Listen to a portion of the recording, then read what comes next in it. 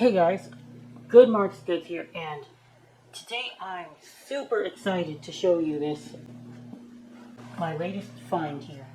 It is, I've actually,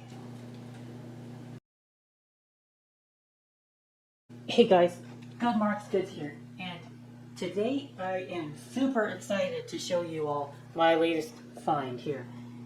Now I've actually talked a little bit about old Sheffield Plate in the past, but I've never actually found what I'm 100% certain to be an example of old Sheffield Plate. I found things that I think is old Sheffield Plate.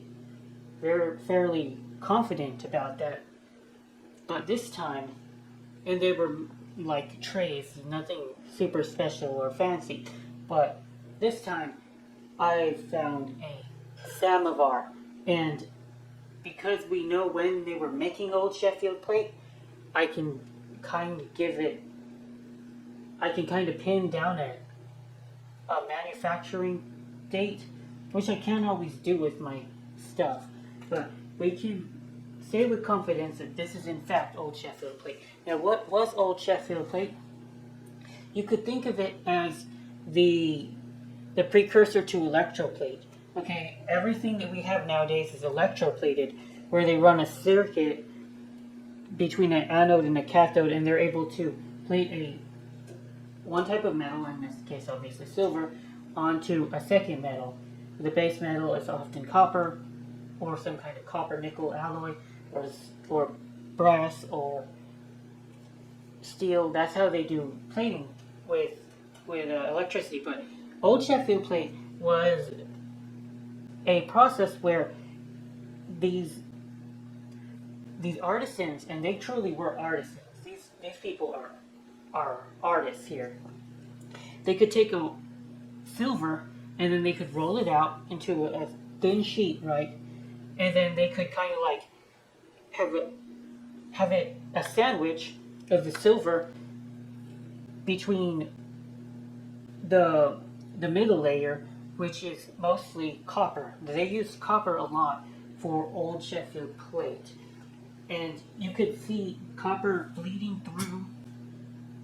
It's hard to see it, but on the edges of the lid, you can see the sheet of copper on the back of the lid here. You can also see copper shining through the top of this finial here, which would make sense because this is a contact point of this piece, because people would lift this lid right here, and over time, through normal use, just picking up the lid in order to load the samovar with water, this would be worn down and rubbing away the silver, and you can see there is copper throughout here. So that's what we want to see, is copper. Of course, there were definitely some electroplate that was made from as copper, made using copper as a base metal. But why I'm so confident that it is old Sheffield Plate is that you can kind of see seams along the piece where they have had to have kind of like, you know, they would have had to roll the silver layer over, kind of very thinly, but we can see the seams that they used. This is really an incredible piece that would have taken a lot of craftsmanship to accomplish.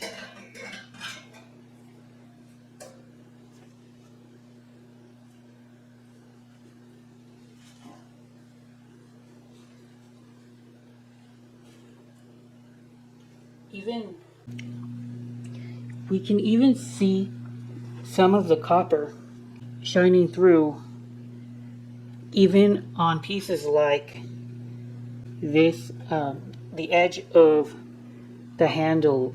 This piece had like a handle with these two rings, so you could lift it up, and even the side here shows copper coming through. I'm just awfully like impressed with how they would have made this piece. I'm in awe. And there is also a name on it, R. Crocker. I do believe that Crocker was an English surname, so it would have been an English surname, Crocker. I do believe so. And let's go take a look at the handle here. We also see more of that copper bleeding through the silver. See all that copper bleeding through, guys? So that's how they made old Sheffield Plate. It was like a sheet, a fused sheet that they would have smacked together and hammered together. I don't know if they used heat in order to fuse the metals together. I don't think they did. I think that this was all manual work, where the manufacturers would have been smacking it together. There is actually a article on Wikipedia. Let's read this really quick. The material was accidentally invented by Thomas Bolsover of Sheffield's Cutlers Company in 1743 while trying to repair the handle of a customer's decorative knife. He heated it too much and the silver started to melt. When he examined the damaged handle, he noticed that the silver and copper had fused together very strongly. Experiments showed that the two metals behaved as one when he tried to reshape them, even though he could clearly see the two different layers. He set up a business, and then he started putting a thin sheet of silver on a thick ingot of copper and heated the two together to fuse them. When the composite block was hammered or rolled to make it thinner, the two metals were reduced in thickness at similar rates. Okay, so it was heated. They were heated. Alright then. Used for pieces such as bowls and mugs that had a visible interior, it consisted of a sheet of silver each side of a piece of copper. Early manufacturers applied a film of solder over the bare edge of copper, although such pieces are very rare.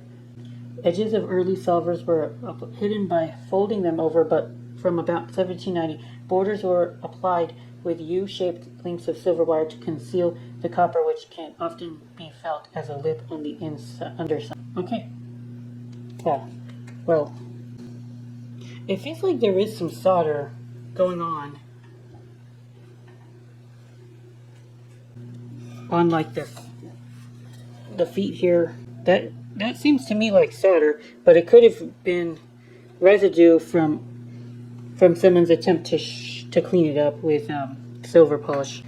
And definitely can see some of the copper on the feet here.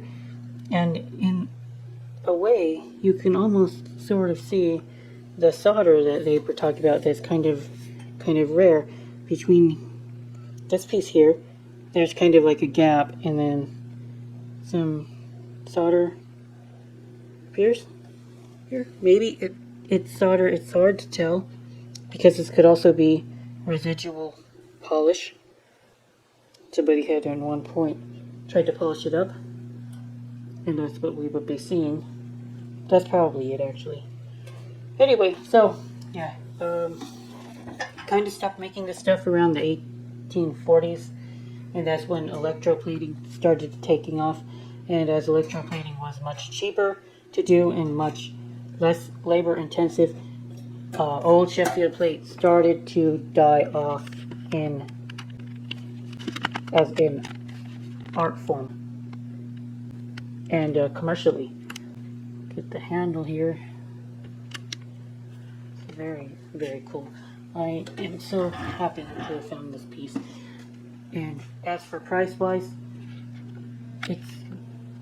somebody is trying to sell a very similar piece to this one for $500 on eBay.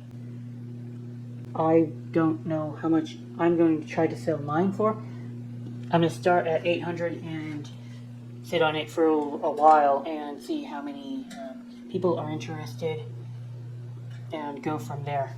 Silversmith went in by hand on the trim right here. And one more thing about old Sheffield Plate is that a lot of the time it's unmarked. The silversmith didn't identify themselves. I've read in literature that it is because they did not want to do so, because there were laws against silver plating, because the silver plating industry was starting to take market share away from silversmiths, people who worked with sterling silver, and they were afraid that bringing a cheaper process would damage the silver industry, the actual silver industry. So the silver industry was able to create a very hostile environment for these new Sheffield Platers. And so that could explain why a lot of the time these pieces are not marked with a name or the initials of the maker, which is very tragic, as we don't know who designed this beautiful piece of silver plate, Sheffield Plate. Alright, that's it for today's video, guys. I hope you enjoyed. Yeah, any questions, comments, concerns, leave them in the comments. I get to everybody eventually. Thank you for watching. Good Marks Goods out.